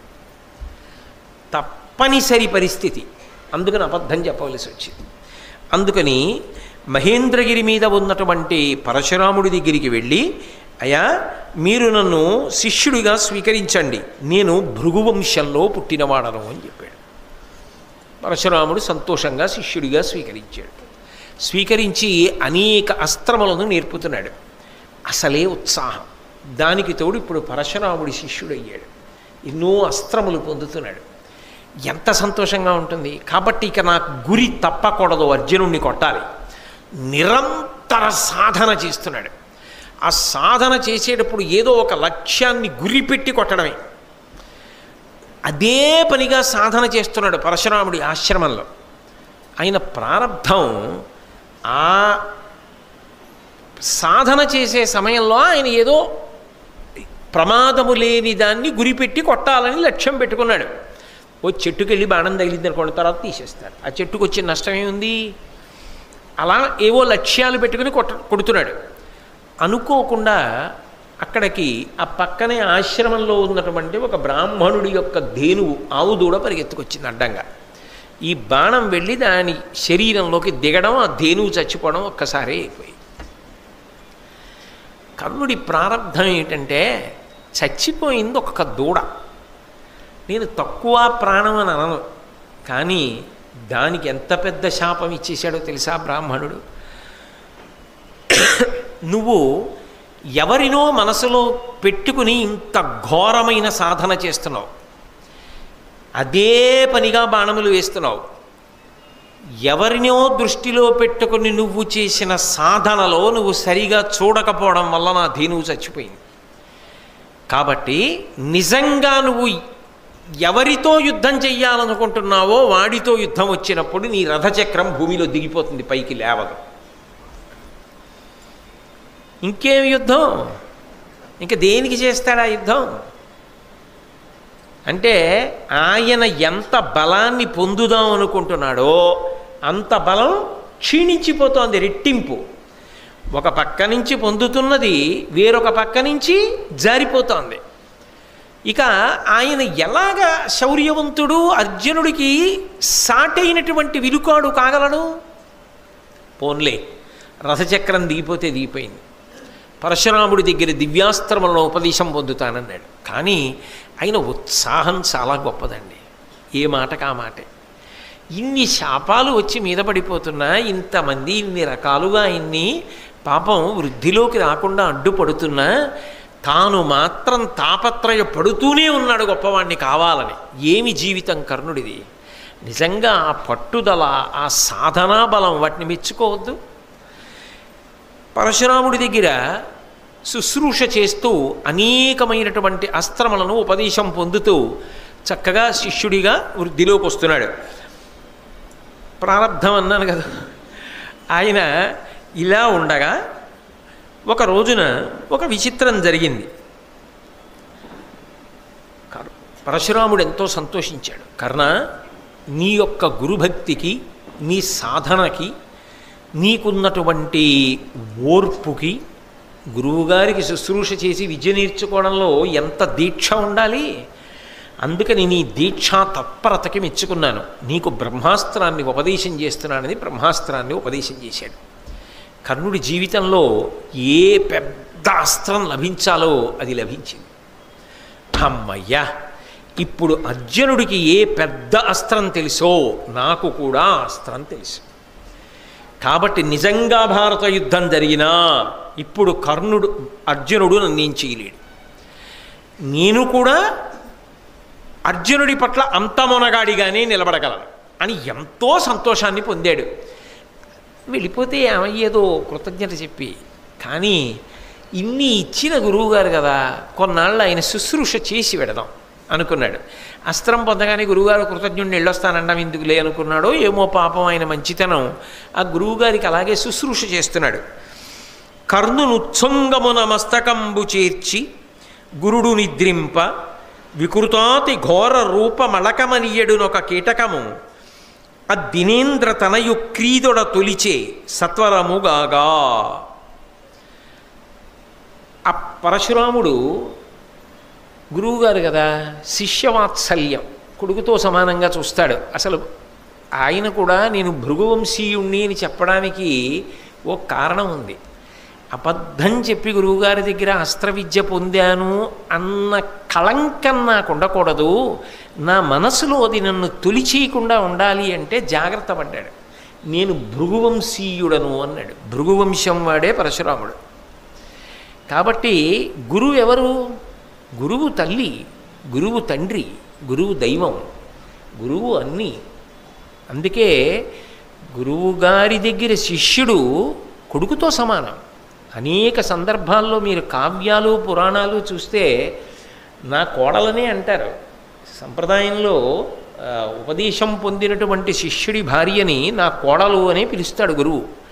తన కోడలుగానే చూస్తాడు మనసులో. ఎందుకని అంటే అంతే, ఆ అనుబంధం అంతే. అందుకే గురువుగారి శరీరం పడిపోయిన తరువాత కొడుకు ఎన్ని చేస్తాడో శిష్యుడికి కూడా అంత అధికారము ఉంటుంది.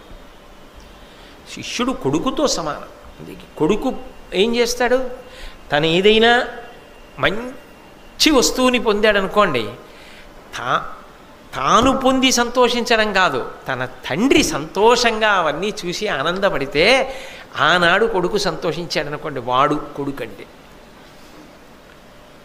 శిష్యుడు తనది గురువుదే అంటాడు. అంటే గురువుగారు పట్టుకుపోతారని కాదు, శిష్యుడు ఇవన్నీ మా గురువుగారివి, కొడుకు అన్నీ మా నాన్నగారివి అన్నట్లుగా భావనతో ఉంటాడు.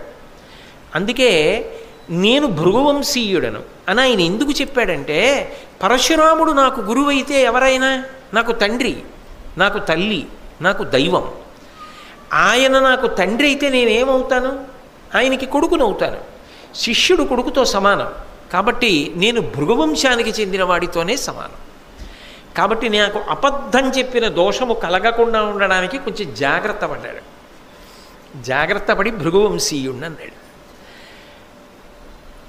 గురువుగారు అంత ప్రేమగానే చూశాడు. అందుకే బ్రహ్మాస్త్రం ఇచ్చాడు. కొడుకు తొడ మీద తండ్రి తలపెట్టుకు పడుకుంటాడు. ఎందుకని అంటే ఏమో శాస్త్రం అంటుంది, పుత్రగాత్ర పరిష్వంగము అని. ఆ తండ్రి కొడుకుని పట్టుకున్నప్పుడు, కొడుకుతో కలిసి ఉన్నప్పుడు అంత గొప్ప సంతృప్తిని పొందుతట, అంత ఆనందాన్ని పొందుతట. అందుకని ఆయన ఏం చేశాడంటే కొడుకు ఒళ్ళో తండ్రి ఎలా పడుకుంటాడో అలా పరశురాముడు పడుకుంటే కర్ణుడు కూర్చుని ఉంటే పరశురాముడు ఎక్కడి నుంచో వచ్చి కర్ణుడి ఒడిలో తొడ మీద తల పెట్టుకుని పడుకున్నాడు. ఇక్కడ వరకు మీరు ఆలోచించండి, పరశురాముడి మనస్సు యందు ఏమైనా కోపం ఉందా కర్ణుడి మీద? కర్ణుడి మనసులో పరశురాముడి మీద మోసగిద్దామన్న భావన ఏమైనా ఉందా? నిజంగా చెప్పాలంటే కర్ణుడు పరశురాముణ్ణి మోసగించి విద్య పొందుదామన్న భావన ఎప్పుడూ పొందలేదు. ఆయన కర్మ కొద్దీ చెప్పాడంతే. ఆయనకి తప్పనిసరి పరిస్థితి అయింది, ఆ రోజుల్లో అలాగే చెప్పవలసి వచ్చింది. ఆయన అలా చెప్పాడు, కానీ త్రికరణ శుద్ధిగా ఒక శిష్యుడిగానే సేవించాడు. కాబట్టే కర్ణుడి తొడ మీద పరశురాముడు తలపెట్టి పడుకున్నాడు. గురువుగారు నిద్రపోతుంటే గురువుగారిని జాగ్రత్తగా కాపాడుతూ ఆయన గాఢ నిద్రపోతుంటే ఆయనకి విసురుతూ ఆయన సంతోషంగా పడుకుంటే అమ్మయ్య గురువుగారు సేద తీరుతున్నారని ఎంత ఆనందపడిపోయాడో. ఎందుకని అంటే ఆ హృదయమున్న శిష్యుడికి తెలుస్తుంది ఆ గురువుతో ఉండే అనుబంధం. అది నోటి మాటలతో ఎలా తెలుస్తుంది? ఏదో మానస సంచరరే బ్రహ్మణి మానస సంచరరే అంటారే సదాశివ బ్రహ్మేంద్రులు. నేను ఒకసారి చూశా, కామకోటి పీఠంలో చంద్రశేఖరేంద్ర సరస్వతి మహాస్వామి వారి ఆరాధన ఉత్సవం జరుగుతోంది. అంటే వారు శరీరం విడిచిపెట్టిన రోజున చేస్తారు, వారు బ్రహ్మీభూతులైన రోజున. నేను ఆ రోజు పొద్దుటికి కంచి చేరి గబగబా స్నానం అవి చేసి గబగబా వెళ్ళాను. పాపం నేను వెళ్ళడం చూసి సంతోషించి జయేంద్ర సరస్వతి స్వామి వారు ఇలారా ఇలారా వచ్చి కూర్చో అన్నారు. అంటే నేను వెళ్ళి ఆయన ఎదురుగుండా కూర్చున్నాను. సంగీత విద్వాంసులందరూ కూడా వచ్చి ఆ రోజున కచేరీలు చేస్తారు. వాళ్ళు ఏమి తాంబూలం అవి కూడా అడగరు, వచ్చి గురువుగారి మీద కీర్తనలు చేస్తారు. అది గురు సంబంధమైన కీర్తన కాబట్టి మానస సంచరరే బ్రహ్మణి మానస సంచరరే అంటూ ఆ మదసికి పించాలంకృత చెకొరే అని ఆ కీర్తన పాడుతున్నారు. పాడుతున్నప్పుడు వింటున్నారు జయేంద్ర సరస్వతి స్వామి వారు. వారు పాపం పెద్దవారు అయ్యారు కదా, ఆ గురువుగారి గురించి వింటున్నారు. వింటూ ఉండడంలో కళ్ళంబట నీళ్లు ధారాపాతంగా కారిపోయి ముక్కులోంచి కూడా ఆయనకి నీళ్లు కారిపోయి నోట్లోకి వెళ్ళిపోతున్నాయి. ఆయన గమనించట్లేదు. ఆఖరణ అయిపోతోంది కీర్తన. అయిపోతుండగా ఆయన అలా ఎర్రగా అయిపోయి ఏడి చేస్తున్నారు ఆ గురువుగారిని తలుచుకొని. నాకు అస్సలు ఒంటి మీద తెలివి లేదు. నేను ఆ జయేంద్ర సరస్వతి స్వామి వారి వంక అలా చూస్తున్నాను. ఆయన చటుక్కుని నన్ను చూశారు. చూసి ఆయనకు అర్థమైంది, ఓ నేను ఏడుస్తున్నాను, నాకు ముక్కులోంచి కూడా నీళ్లు వచ్చేస్తున్నాయని ఆ కాషాయం గుడ్డ తీసి తుడుచుకున్నారు. కానీ ఆగలేదు ఆయనకి. ఆగలేక ఏడుపు వచ్చేస్తుంటే ఇలా బృందావనం వంక చూపించి, వాళ్ళ గురువుగారి బృందావనం కదా, ఆ గురువుగారి బృందావనం చూపించి అని ఇలా కొట్టుకుని మా గురు అని ఏడిచేశారు. అలాగా ఆనంద తన్మయత్వం. ఎర్ర జాపండులో అయిపోయారు మనిషి. ఆ రోజున ఊగిపోయారంతే. నేను హడిలిపోయాను ఏమిటిరా అని. ఆ శిష్యుడికి గురుభక్తి ఉన్నవాడి పరిస్థితి అలా ఉంటుంది. మహానుభావుడు కర్ణుడు ఎంత ఆనందపడిపోయాడో. లేకపోతే అస్త్రం పుచ్చుకున్నవాడు వెళ్ళిపోవద్దండి. గురువుగారు నా తొడ మీద తలపెట్టి పడుకున్నారు. ఆయన మహానుభావుడు. లేచాడంటే ఉపాసనే, పడుకుంటే ఉపాసనే, నిద్రపోతూ కూడా మానస సంచరరే బ్రహ్మణి మానస సంచరరే, ఎప్పుడు మనసు రమిస్తూ ఉంటుంది బ్రహ్మంతో అని ఎంత ఆనందపడిపోయాడో ఆ పరశురాముణ్ణి చూసుకుని. విసురుతున్నాడు. ఎక్కడి నుంచి వచ్చిందో అలకమనీయుడునొక కీటము. అలకము దానికి ఓ పేరు, మళ్ళీ ఆ పురుగుకి దాని పేరు అలకం. అది ఈ కర్ణుడి యొక్క తొడ కిందకి చేరింది. ఈయన కూర్చున్నాడు, తొడ మీద పరశురాముడి యొక్క తల ఉంది. పురుగు తొడ కింద చేరింది, ఆ తొడని తొలిచేస్తోంది. ఏదో భగవాన్ రమణులు పాతాళలింగం దగ్గర కూర్చుని తపస్సు చేస్తుంటే తేళ్ళు జర్రులు ఆయన తొడలన్నీ కొరికేసి రక్తం తాగేసి మాంసం తినేసినట్లుగా కొరికేస్తోంది. నెత్తురు కారిపోయి వచ్చేస్తోంది. ఏమిటి ఇబ్బంది కదలడానికి కర్ణుడికి అంటే, తను కదిలితే తొడ కదులుతుంది, ఆ తొడ కింద పురుగుని పట్టుకోవడానికి తొడ పైకి ఎత్తాడు అనుకోండి, చెయ్యి కింద పెట్టి పురుగుని పట్టుకున్నాడు అనుకోండి, నలిపేస్తాడు. కర్ణుడా మాటలా. కానీ తొడ పైకి ఎత్తాడు అనుకోండి, గురువుగారి మెడ పైకి ఎత్తుతుంది, మెడ పైకి లేస్తుంది. ఆయనకి అసౌకర్యమై ఆయన లేచారనుకోండి, అబ్బా గురువుగారికి నిద్రాభంగం అవుతుందే, పడుకున్నారే గురువుగారు, ఆయనకి నిద్రాభంగం అవడమా, తట్టుకోలేకపోయాడు. ఎంత మృదు హృదయం అండి, ఎంత గొప్ప శిష్యుడండి కర్ణుడు. అలాంటి వాడు శాపాలు తినడం నిజంగా జీర్ణం అవ్వదు. అందుకే మహాభారతంలో కర్ణుడు కర్ణుడే అనడానికి కారణం అదే. కర్ణుడు లేని భారతం లేదు అనడానికి కారణం. ఎక్కడుంటాడు అటువంటి శిష్యుడు? తొడకదపల అది తులుస్తోంది, నెత్తురు అలా కారిపోయి కారిపోయి కారిపోయి ఈయన ఇలా పడుకున్నాడు కదూ, ఈయన కిందకు వచ్చింది నెత్తురు. ఆ పరశురాముడికి తడిగా తగిలింది. ఏమిటి ఏదో తడిగా తగిలిందా ఆయనకి తెలివచ్చింది. తెలివచ్చి లేచి చూశాడు, నెత్తురు కారుతోంది తొడ కింద నుంచి. అది ఆయనకి అంతటికి అంటుకుంది. ఆయన తెల్లబోయాడు. కర్ణుడిని అడగలేదు, ఏమిట్రా అబ్బాయి, ఏమిటి అలా నీ తొడలోంచి నెత్తురుస్తోంది అని కర్ణుడిని అడగలేదు పరశురాముడు. ఈ దిక్కుమాలిన పురుగు ఏం చేసిందంటే, ఈ అలకము ఒక రాక్షస రూపాన్ని పొందింది. పొంది ఎదురుగుండా వచ్చి నిలబడి అయ్యా నా పేరు గ్రస్తుడు, నేను ఒక రాక్షసుణ్ణి, నేను ఒకప్పుడు భృగు మహర్షి యొక్క భార్యని అపహరించాను, ఆయనకి కోపం వచ్చి శపించాడు, నువ్వు కీటమవుతావు అన్నాడు. నేను అప్పుడు బుద్ధొచ్చి ఆయన కాళ్ళ మీద పడి నాకు శాప విమోచనం ఇప్పుడని అడిగాను. పరశురాముడు కావాలని చూడక్కర్లేదు, పరశురాముడి దృష్టిలో నువ్వు పడగానే నీకు శాప విమోచనం అన్నాడు. ఇవాళ మీరు పడుకున్నారు, మీ దృష్టిలో పడదామని నేను ఈయన తొడ కొరికాను, మీరు లేచారు, నేను బయటకు వచ్చాను. మీరు ఒక్కసారి ఏమిటది ఇలా చూశారు, నేను కనపడ్డాను, మీ దృష్టిలో పడ్డాను, నా శాప విమోచనం అయిపోయి రాక్షసుణ్ణి అయిపోయాను. ఒక్క నమస్కారం, కృతజ్ఞుణ్ణి, నేను బయలుదేరుతున్నానని ఆయన వెళ్ళిపోయాడు. ఆయనకి శాప విమోచనం అయిపోయింది, బాగానే ఉంది. ఇక్కడ మీరు ఒక్కటి గమనించాలి, కర్ణుడిలో ఏమైనా దోషం ఉందా? ఆయన మనస్సులోనైనా కనీసం దోషం ఉందా? పాపం ఏం లేదు. అప్పటికి కూడా కర్ణుడు ఏమనుకుంటున్నాడంటే, బహుశः ఒరే నాన్న ఇంత నిత్తురు గారిపోయినా నాకు నిద్రాభంగం అవుతుందని తొడకదపలేదా అంటాడనుకున్నాడేమో. ఏమిటో ఆయన కర్మ, భృగువంశంలో వాణ్ణి అని చెప్పకుండా క్షత్రియుణ్ణి అని చెప్పినా ఈ గొడవ లేకపోనేమో.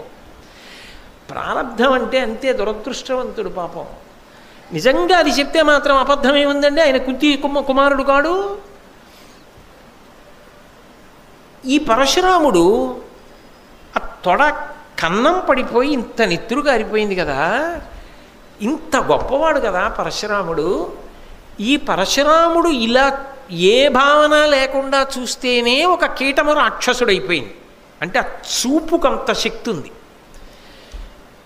ఎవరు వీడు ఇంత భరించగలిగాడు? ఇంత గురుభక్తి ఎలా వచ్చింది? అసలు ఎవరు వీడని కళ్ళు మూసుకొని ఒక్కసారి ఆలోచిస్తే, ఇతడు సూర్యుడి నుంచి వచ్చాడు, కుంతి కుమారుడు అని తెలుస్తుంది కదా. తెలిస్తే బ్రహ్మాస్త్రం పొందడానికి ఆనాటి ఆ వాళ్ళు పెట్టిన నియమానికి సరిపోయిందిగా, కర్ణుడిని శపించక్కర్లేదుగా. కానీ ఇంత పరశురాముడికి నేను ఈ మాట అనకుండా ఉండలేని ఏమనుకోకండి, ఇంతటి పరశురాముడికి కర్ణుడు చేసిన శుశ్రూష జ్ఞాపకం రాలా, కర్ణుడి ఓర్పు జ్ఞాపకం రాలా. తను తొడ మీద పడుకుంటే తొడని పురుగు తొలిచేస్తున్న గురువుగారి సేవ చెయ్యాలని, నిద్రాభంగం కాకూడదని ఆయన పట్టినటువంటి ఓర్పు గుర్తురాలా. ఆయనకి ఏదో ఒక ధర్మసూక్ష్మం గుర్తొచ్చి అన్నాడు, ఈ తాల్మి లేదు బ్రాహ్మణ జాతికి, నీవెవ్వడవు నిజంబనవుడు, నే సూతజుడనని వెరచుచు ఆతండు ఆ మునివిరేణ్యుడతి కుపితుండై. రై నువ్వు భృగువంశానికి చెందినవాడినని చెప్పావు, ఒక్కనాటికి భృగువంశంలో నువ్వు పుట్టినవాడివైతే ఇంత ఓర్పు పట్టలేవు. పురుగు తొడని తొలుస్తూ ఉండగా నిర్భయంగా ఇలా ఓర్పు పట్టడం సాధ్యం కాదు. కాబట్టి నువ్వు నాకు అబద్ధం చెప్పావు, నువ్వెవరు అన్నాడు. అబద్ధం చెప్పాడని కోప్పడిపోయాడు తప్ప అబద్ధం చెప్పైనా చదువుకోవడానికి ఎంత తాపత్రయంతో వచ్చాడు అన్నది ఆలోచన చేయలే. ఆయన శుశ్రూషను ఆలోచన చేయలే, ఆయన ప్రేమని ఆలోచన చేయలే, గురుభక్తిని ఆలోచన చేయలే, కనీసం దివ్య దృష్టితో చూడలే. చూసినా ఉపద్రవం ఉండేది కాదు. ఆయనకి అర్థమైంది. కర్ణుడు పాపం ఏం దాచలా, రాధాసుతుణ్ణి అధిరథుడి కొడుకుని అని చెప్పాడు. గమనించాడు. గమనించి ఆయన అన్నాడు, నువ్వు నా దగ్గర అబద్ధం చెప్పి నేర్చుకున్నావు కాబట్టి నీకు నేను నేర్పినటువంటి అస్త్రములన్నీ భగ్నమైపోవుగాక అన్నాడు. 1 × 2 × 3 × 4 × 5 × 6 అంటున్నాను అనుకోండి, నేను ఆఖరణ నేను ఎక్కడ ఆపుతానో అంత డబ్బిస్తాను మీకు అన్నాను అనుకోండి. నేను అంటున్నప్పుడు మీరు ఏమనుకుంటారు? 1 2 అబ్బా 2 3 6 6 4 24 24 5 120 ఇలా పెరుగుతోంది, అబ్బా ఎంత ఇస్తాడో అనుకుంటారు. నేను 1 × 2 × 3 × 4 × 5 × 6 × 7 × 8 × 9 × 10 × 11 × 0 అన్నాను అనుకోండి, ఎంత ఇస్తాను? 0. 33 కోట్లు రానివ్వండి, 33 కోట్లు × 0 0. ఇన్ని కష్టాలు చివరికి ఏమయ్యాయి? ఈ అస్త్రములన్నీ భగ్నమైపోతాయి. అంటే ఇవేవి ప్రయోజనకరములు కావు. పోనీ అక్కడతో పోయిందా? ఇవి నేర్చుకోవడానికి వెళ్ళినందుకు ఒక కొత్త శాపం కూడా వచ్చింది. అర్జునుడితో యుద్ధం చేసేటప్పుడు రథచక్రం దిగబడిపోతుంది. అయితే ఒక్క విషయాన్ని ఆలోచించవలసి ఉంటుంది. కర్ణుడికి ఎందుకు ఇన్ని శాపాలు?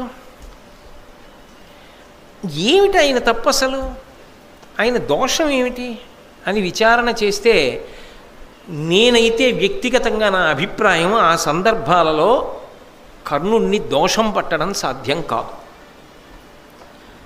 ఆయన తాపత్రయం అటువంటిది. కానీ ఒక్కటి మాత్రం బాగా గమనించాలి, కర్ణుడు మంచివాడు, కర్ణుడు గురు శుశ్రూషా తత్పరుడు. కర్ణుడికి అస్త్రములన్నీ ఫలించాయనుకోండి, అప్పుడు కర్ణుడు ఇవన్నీ ఎవరి మీద ప్రయోగిస్తాడు? పాండవుల మీద వేస్తాడు. ఇవన్నీ శక్తులు పొంది కర్ణుడు గెలిచాడు అనుకోండి, కర్ణుడు అవుతాడా రాజు? ఇన్ని మంచి గుణాలు ఉన్నవాడు. ఒక్క మంచి గుణం లేని దుర్యోధనుడు అవుతాడు.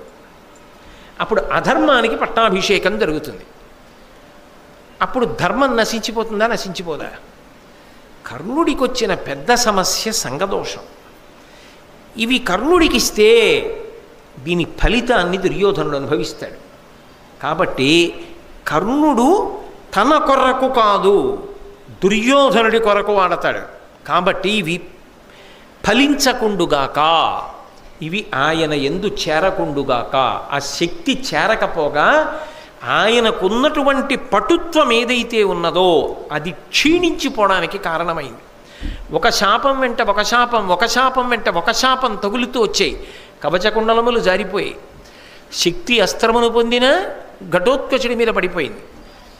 తల్లి చివరి నిమిషంలో వచ్చి చెప్పింది, నలుగురిని చంపనని చెప్పి ప్రతిజ్ఞ చేసేశాడు.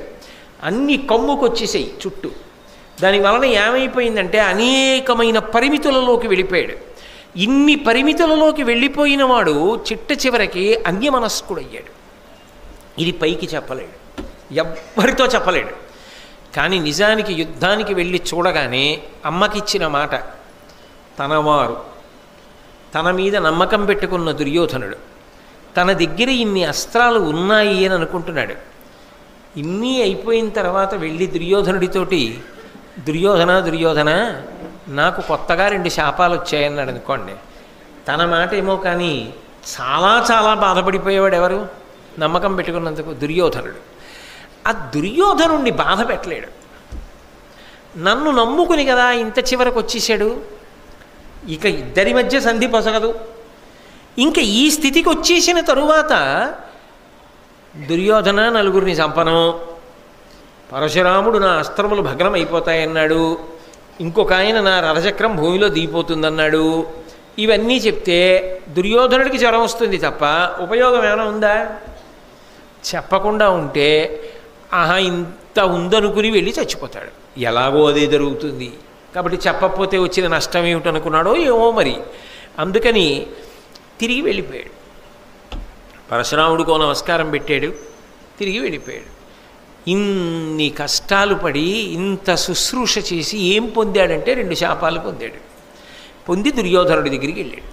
దుర్యోధనుడు గబగబా ఎదురొచ్చాడు, లోపలికి తీసుకెళ్ళాడు. మిత్రమారా అన్నాడు, అంతఃపురంలో కూర్చోబెట్టాడు. ఫలించిందా నీ శుశ్రూష, పొందావా దివ్యాస్త్రాలు అన్నాడు. నిజానికి కర్ణుడు పొందలేకపోవడానికి కారణం ఎవరు? దుర్యోధనుడే. కానీ ఆ దుర్యోధనుడి మనసు కష్టపెట్టలేని బలహీనతే కర్ణుడిది. ఇన్ని జరిగిన కష్టపెట్టలేడు, ఆ కోణంలోకి వెళ్ళడు అసలు. అందుకే అన్నాడు, అధిప పరశురామునాశ్రయించితి కృతాస్త్రుండనైతి, నన్ను భండనమున మార్కొనంగలేరు మగలి జగంబున అనుడు అతడు ప్రమురితాత్ముడయ్యి.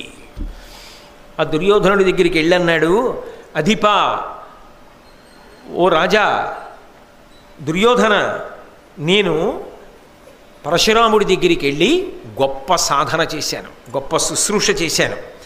కృతాస్త్రుండనైతి, అన్ని అస్త్రములు నాకు వచ్చాయి, తెలుసుకున్నాను వరకు నిజమే, భగ్నమైపోతాయి అది చెప్పాడా? అది చెప్పడం. కాబట్టి కృతాస్త్రుండనైతి, నన్ను భండనమున మార్కొనంగలేరు మగలి జగంబుననుడు. అసలు ఈ లోకంలో ఏ వీరుడు కూడా నన్ను ఎదుర్కొనలేడు. ఇది మాత్రం అబద్ధమేగా, తనకి తెలుసుగా, తన అంతరాత్మకి తెలుసుగా.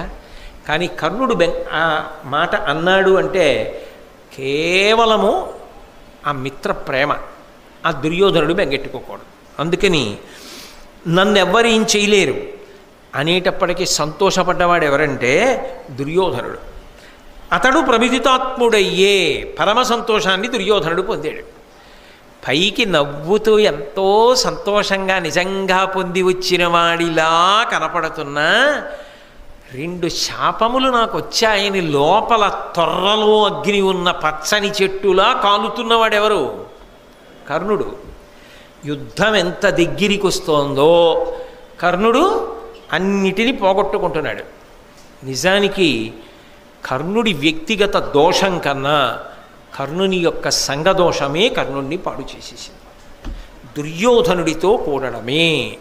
మహాభారతాన్ని వినండి, మహాభారతాన్ని చదువుకోండి అని ఎందుకు చెప్తారంటే, ఒకడు ఎంత మంచివాడు కానివ్వండి, వ్యక్తిగతంగా ఎంత క్రమశిక్షణ కలిగిన వాడు కానివ్వండి, వాడు సరి అయిన వాడితో కూడలేదనుకోండి స్నేహంలో, వాడు మంచివాడైనా వాడు సంఘదోషము కలిగిన వాడైతే, సరి అయిన వాడితో కలిసి తిరగకపోతే, స్నేహితులను సరి అయిన వాళ్ళని ఎంచుకోకుండా అధర్మం వైపు తిరగడం మొదలు పెడితే ఈశ్వరానుగ్రహమునకు దూరమైపోతాడు. కలగవలసిన విభూతి కూడా కలగదు. అందుకే మనిషి ప్రయత్నపూర్వకంగా తెలుసుకోవలసింది ఏమిటి అంటే, తాను కష్టపడుతుండడమే కాకుండా తాను లోపల బాగా స్నేహితుడు అని పట్టుకోవలసింది ఎవరిని అంటే ధర్మమునందు అనురక్తి ఉన్నవాడిని, అలా భగవద్భక్తి కలిగిన వాడిని, ఆ ఒరిపిడి యందు నిలబడగలిగిన బలమున్నవాడెవరుంటాడో వాణ్ణి స్నేహితుడిగా లోపల అంగీకరించాలి. అంగీకరించి వాడితో కలిసి ఉన్నాడనుకోండి, అది ఉభయుల యొక్క అభ్యున్నతికి దారితీస్తుంది, కృష్ణార్జునుల్లా ఉంటుంది. అది లేదనుకోండి, ఒకడెంత కష్టపడుతున్నా రెండవ వాడు అపాత్రుడు కనుక, అధర్మమునందు మగ్గిపోతున్నవాడు కనుక, వాడి పక్కన చేరిన కారణం చేత వీడి విభూతులు కూడా జారిపోతాయి. స్నేహమునందు ఎంత జాగ్రత్తగా ఉండాలి అన్నదానికి కర్ణ దుర్యోధనులే ప్రబల ఉదాహరణము. నేను తరచుగా అంటుంటాను, ఒక్క పువ్వుల దండలో ఒక చీమ ఉందనుకోండి, ఒక నల్ల చీమ, ఆ పువ్వుల దండ పట్టుకెళ్ళి పరమశివలింగానికి వేశారనుకోండి, అనుకోకుండా శివలింగం కూడా, ఆ శివలింగం మీద ఈ చీమ పాకే అవకాశాన్ని పొందుతుంది. నిజానికి అది వెళ్ళి శివలింగం మీద ఎక్కిందా, ఎక్కగలదా, ఎక్కలేదా, ఈ చర్చ అంతా అక్కర్లేదు. కానీ అది తిన్నగా శివలింగం మీదకి వెళ్ళిపోతుంది. ఎందుకు వెళ్ళిపోతుంది అంటే పూలదండను ఆశ్రయించింది కాబట్టి.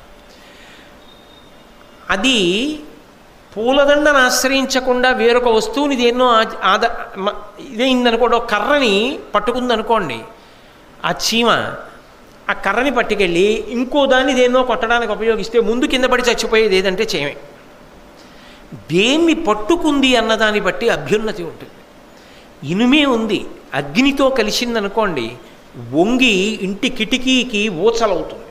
ఇనుము వంగింది కాబట్టే దేవాలయానికి అలా అద్భుతమైనటువంటి రక్షణ పరికరంగా మారింది. ఆ ఇనుమే నీటితో కూడిందనుకోండి తుప్పు పట్టి ముక్కలై విరిగిపోతుంది, అవతల బారేస్తారు, చేత్తో ముట్టుకుంటే తెగుతుంది అని దూరంగా బారేస్తారు. నీటితో కలిసిన ఇనుము తుప్పు పట్టి నాశనమైంది. అగ్నితో కలిసిన ఇనుము 10 మందికి పనికొచ్చి శాశ్వతంగా అలా చాలా కాలం ఉంటుంది. నువ్వు ఎవరితో కలుస్తావన్నది చాలా ప్రధానం. నువ్వు ఎవరితో కలుస్తావన్నది నీ అభ్యున్నతి మీద పరోక్షంగా ప్రభావాన్ని చూపిస్తుంది, ఈశ్వరానుగ్రహాన్ని ప్రసరింపచేస్తుంది. అందుకే మనిషి స్నేహం విషయంలో పరమజాగ్రత్త వహించాలి అన్న విషయం కర్ణుడి జీవితం ద్వారా కూడా మనకి అందుతుంది. లేకపోతే ఇంతమంది మహాత్ములు తెలుసుకోగలిగిన వాళ్ళు కూడా తెలుసుకోలేదు అంటే, తెలుసుకుని కర్ణుడు ఆదరణకు యోగ్యుడైన చివరికి ప్రయోజనము దుర్యోధనుడికి చెందుతుందేమో అన్న భయము చేతనే దేవతలు అవకాశం ఇవ్వలేదేమో అనిపిస్తుంది. కాబట్టి ఆ కృష్ణ పరమాత్మ అనుగ్రహము చేత మనందరం కూడా చక్కగా ధార్మిక నిష్టతో ధార్మికులైన వారితో కూడి, అందరూ ధార్మికులుగా ఉండాలని కోరుకుందాం. ధార్మికులతో కూడి అంటే కొంతమంది అధార్మికులుగా ఉండాలి అన్న అర్థం లేదు అందులో. అలా ఎందుకు? అందరూ ధార్మికులై ఈశ్వరుని యొక్క అనుగ్రహమునకు పాత్రులగుదురుగాక అని మనం భగవంతుడికి నమస్కారం చేద్దాం. మళ్ళీ రేపు సాయంకాలం 7 గంటలకు కలుసుకున్నప్పుడు మహాభారతము కర్ణుడు పరిశీలనం చేసే ప్రయత్నం చేద్దాం. మంగళాశాసనపరై మదాచార్య పురోగమై సర్వైశ్చ పూర్వైరాచార్యై సత్కృతాయాస్తు మంగళం. మంగళం కోసలేంద్రాయ మహనీయ గుణాత్మనే చక్రవర్తి తనూజాయ సర్వభౌమాయ మంగళం. ఉమాకాంతాయ కాంతాయ కామితార్థప్రదాయినే శ్రీగిరీశాయ దేవాయ మలినాథాయ మంగళం. సర్వం శ్రీ ఉమామహేశ్వర పరబ్రహ్మార్పణమస్తు. స్వస్తి.